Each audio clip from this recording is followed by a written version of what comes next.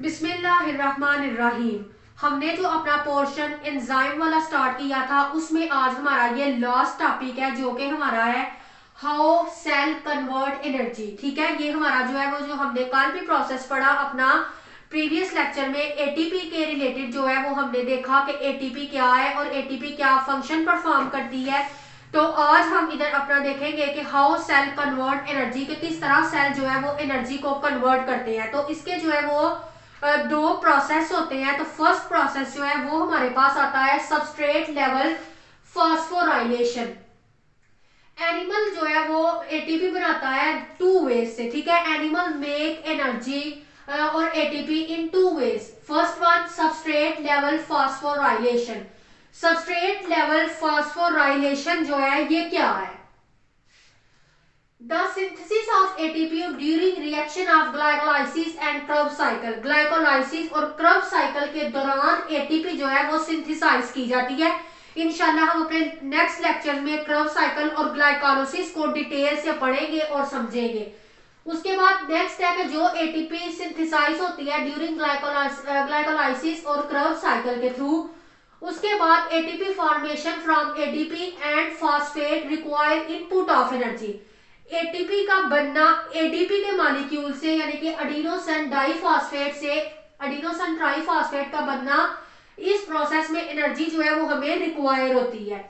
The reaction is coupled with an exergonic reaction. ये जो reaction होते हैं ये कपल हुए होते हैं एक्सर्गोनिक रिएक्शन के साथ। सो इट रिलीज एनर्जी, ये एनर्जी को रिलीज करते हैं। And enzyme transfer of phosphate group to ADP. Enzyme क्या करते हैं? फॉस्फेट ग्रुप को कन्वर्ट ग्रुप को टू एडीपी, एडीपी की तरफ भेज देते हैं फ्रॉम अ सबस्ट्रेट, सबस्ट्रेट से। एंजाइम क्या करते हैं? एंजाइम जो है वो ट्रांसफर करते हैं फॉस्फेट ग्रुप को टू एडीपी, एडीपी के पास, फ्रॉम अ सबस्ट्रेट, सबस्ट्रेट से। और इसी तरह एडीपी के पास जब एक और फॉस्फेट का ग्रुप आके अटैच हो जाता है तो एडिनोसिन डाइफॉस्फेट से एटीपी यानी कि एडिनोसिन ट्राइफॉस्फेट बन जाता है। तो एटीपी का मॉलिक्यूल हमारे पास फॉर्म हो जाता है। The energy from the exergonic reaction, जो एनर्जी एक्सर्गोनिक रिएक्शन में होती है हमारे पास वो ग्रेटर होती है किससे? Energy input necessary to derive ATP synthesis. ATP को सिंथेसाइज करने में जो हम इनपुट एनर्जी देते हैं उससे जो एक्सर्गोनिक रिएक्शन की एनर्जी है वो ज्यादा होती है।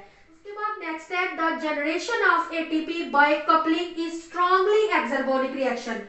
जो एटीपी हमारे पास जनरेट होती है, जनरेशन होती है एटीपी की, वो कपल हुई होती है स्ट्रांगली किसके साथ? एक्सर्गोनिक रिएक्शंस के साथ। सबस्ट्रेट लेवल फॉस्फोराइलेशन जो है ये ऑर्गेनिज्म की अर्ली वेरी अर्ली जो है हिस्ट्री में ये अपेयर हो गया था। फर्स्ट जो फैक्टर है वो हमारे पास है organism initially use carbohydrate as a source of energy. Organism जो है वो इनिशियली कार्बोहाइड्रेट को as a source of energy use करते थे। Energy is removed from carbohydrate by substrate level phosphorylation, और उस एनर्जी को जो है एनर्जी ले ली जाती थी कार्बोहाइड्रेट से बाय सबस्ट्रेट लेवल फॉस्फोराइलेशन के प्रोसेस के through. The mechanism for substrate level phosphorylation is present in most living animal cells. Most जो हमारे पास लिविंग एनिमल सेल्स है उनके अंदर जो है वो ये mechanism substrate level phosphorylation present होता है। Substrate level phosphorylation is one of the most fundamental of all ATP generating reaction. तमाम जितने भी हमारे पास एटीपी जनरेट करने के रिएक्शंस हैं उनमें हमारे पास सबस्ट्रेट लेवल फॉस्फोराइलेशन जो है वो एक फंडामेंटल हमारे पास जो है वो प्रोसेस है जो कि एटीपी को एक ऐसा मैकेनिज्म है जिससे एटीपी को हम जनरेट करते हैं। तो ये हमारे पास था substrate level phosphorylation. Next process है हमारे पास, वो हमारे पास है कीमियोऑस्मोसिस। कीमियोऑस्मोसिस भी जो है वो एटीपी जनरेट करने का सेकंड वे है हमारे पास।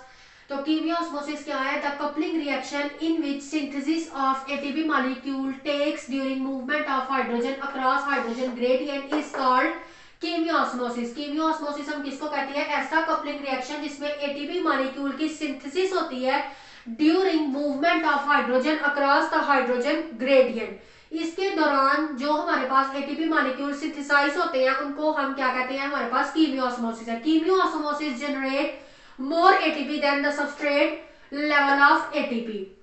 उसके बाद कीमियोऑस्मोसिस हैज फॉलोइंग मैकेनिज्म। इसके हमारे पास कीमियोऑस्मोसिस जो है उसके अंदर जो मैकेनिज्म परफॉर्म हो रहा होता है उस मैकेनिज्म के जो है वो फॉलोइंग स्टेप्स है हमारे पास। तो फर्स्ट स्टेप में हम देखते हैं क्या है, the mitochondrial membrane have trans membrane channels. हमारे पास जो माइटोकॉन्ड्रिया है, माइटोकॉन्ड्रिया की जो मेम्ब्रेन है उसके पास ट्रांस मेम्ब्रेन चैनल्स होते हैं। These channel can pump proton, ये चैनल प्रोटॉन को पंप करते हैं। प्रोटॉन से मुराद H प्लस हाइड्रोजन आयन को ये जो है पंप करते हैं। The flow of electron induce the change of shape in the protein, electron का फ्लो जो है वो प्रोटीन की शेप को चेंज कर देता है। दस proton moves out of inner compartment of mitochondria, इसी तरह से प्रोटॉन जो है वो मूव आउट कर जाते हैं माइटोकॉन्ड्रिया के इनर कंपार्टमेंट में। Therefore, hydrogen proton concentration is outer compartment is greater than inside, इसीलिए आउटर साइड पे ग्रेटर हो जाती है हाइड्रोजन की अमाउंट देन द इनसाइड। उसके बाद नेक्स्ट स्टेप है हमारे पास electrical chemical proton gradient is establish. उधर क्या हो जाता है, एक इलेक्ट्रॉन और प्रोटॉन इलेक्ट्रिकल केमिकल प्रोटॉन यानी कि इलेक्ट्रॉन प्रोटॉन का ग्रेडियंट एक एस्टैब्लिश हो जाता है आउटर और inner membrane of the mitochondrial, mitochondria की मेम्ब्रेन के इनर और आउटर साइड में। This gradient derive the outer proton across the membrane, ये ग्रेडियंट जो के इस्टेब्लिश हो जाता है ये क्या करता है, आउटर प्रोटॉन को मेम्ब्रेन के अक्रॉस मूव करवाता है। Proton moves down this gradient between outer and inner mitochondrial compartment. इन्हीं जो है वो जो हमारे पास एक ग्रेडियंट जो है वो कंसंट्रेशन जो है वो हमारे पास जो है वो एक ग्रेडियंट जो इस्टेब्लिश हो जाता है, वो ग्रेडियंट क्या करता है, प्रोटॉन को मूव डाउन करवाता है इस ग्रेडियंट को आउटर और इनर कंपार्टमेंट ऑफ माइटोकॉन्ड्रिया के।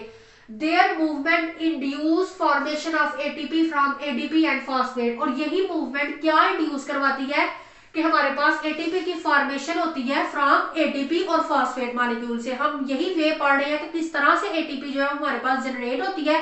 तो दो प्रोसेस थे, जो फर्स्ट में हमने देखा सबस्ट्रेट लेवल फास्फोराइलेशन और दूसरा कीमियोऑस्मोसिस में, इस तरह से हमारे पास एटीपी की फॉर्मेशन हो रही होती है एडीपी और फॉस्फेट से।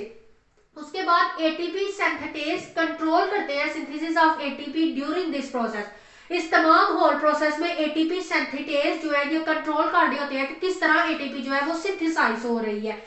उसके बाद है the electron are obtained from chemical bond of food molecule, electron जो है वो ऑब्टेन हो रहे होते हैं केमिकल बॉन्ड जो है from chemical bond of food molecule. Food molecule का जो केमिकल बॉन्ड है उसमें से हमारे पास जो है वो इलेक्ट्रॉन जो है वो गेन हो रहे होते हैं।